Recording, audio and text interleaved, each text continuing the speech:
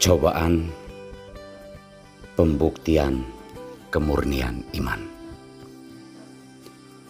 Inilah sampan bersama saya Patar Domikevi SVD. Bapak Ibu, saudara-saudari yang terkasih, dari pinggiran Sungai Katingan, sampan berlayar menyapa Anda sekalian dimanapun saat ini Anda berada. Semoga selalu sehat, dilindungi dan diberkati Tuhan. Saudara-saudari terkasih, cobaan dalam bentuk apapun pastinya pertama-tama meninggalkan suatu keresahan dalam hidup. Kita bisa protes dan juga menolak berbagai macam peristiwa hidup yang tidak mengenakan. Peristiwa-peristiwa hidup yang tidak mengenakan itulah yang kita sebut cobaan. Hampir rata-rata semua manusia tahu dan sadar bahwa cobaan itu adalah pengalaman yang bila perlu jangan pernah dijumpai dalam hidup. Akan tetapi hidup telah menegaskan bahwa cobaan adalah bagian utuh dari sebuah kehidupan. Artinya bahwa pasti kita alami. Maka untuk menolaknya itu adalah sesuatu yang mustahil. Yang dibutuhkan dari kita adalah mencari jalan bagaimana cobaan-cobaan itu dimaknai dan diakrabi di dalam hidup. Saudara-saudari terkasih, alasan mengapa kita perlu memberi makna dan arti bagi cobaan-cobaan yang kita hadapi dalam hidup. Karena untuk melewati atau untuk mencapai kehidupan yang kekal, kita mesti melewati berbagai macam cobaan. Sabda Tuhan yang kita dengarkan pada hari ini mengajak kita untuk merefleksikan hal ini, bahwa ada nilai baik dari setiap cobaan dan tantangan yang kita jumpai di dalam hidup. Setidak-tidaknya sabda Tuhan menegaskan bahwa cobaan itu adalah pemurnian iman kita. Ia berfungsi untuk memurnikan iman kita.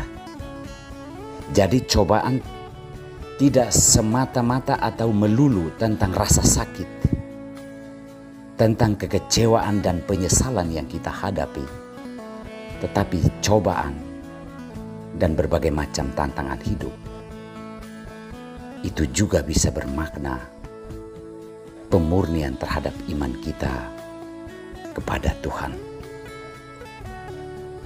Saudara-saudariku terkasih, dalam bacaan Injil ada seorang pemuda yang berlari-lari mendapatkan Yesus dan bertanya tentang apa yang mesti ia lakukan untuk masuk ke dalam kehidupan kekal.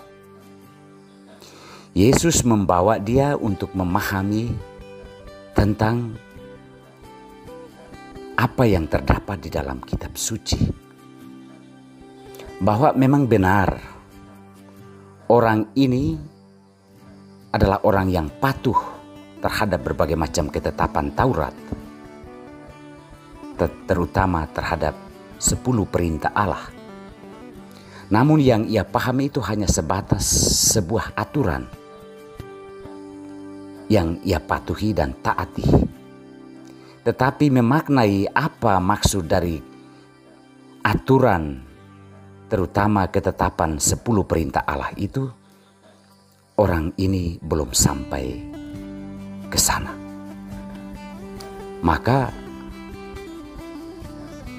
Yesus mengingatkan dia bahwa jika memang ia benar-benar mau masuk ke dalam kerajaan Allah, jaminannya bukan tentang ketaatan terhadap aturan, tetapi tentang bagaimana dia bisa membagikan apa yang ia miliki untuk kebutuhan orang-orang yang menderita.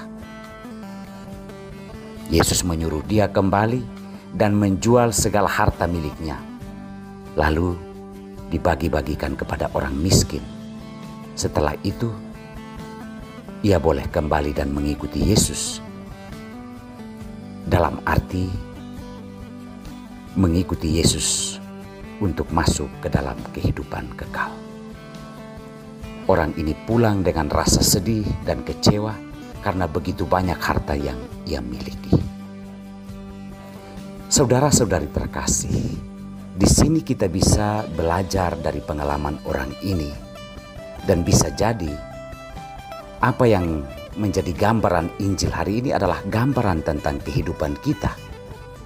Bahwa kita mentaati hukum-hukum agama, peraturan-peraturan yang ada di dalamnya, tetapi mengaplikasikan semua hukum dan ketetapan agama itu tidak semua kita bisa melakukannya.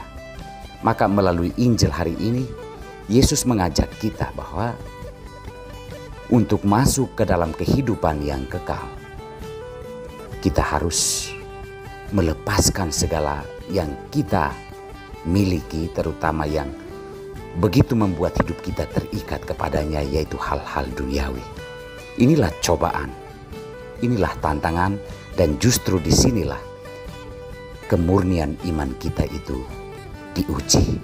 Apakah iman kita itu benar-benar dinyatakan dalam perbuatan-perbuatan seperti saling berbagi, bela rasa, atau merasakan kebutuhan orang lain atau tidak. Karena itulah puncak iman kita. Saudara-saudariku terkasih, marilah kita berusaha untuk mengartikan semua tantangan dan cobaan hidup di dunia ini, supaya memurnikan iman kita dalam perbuatan-perbuatan baik. Karena itulah jaminan kita mengalami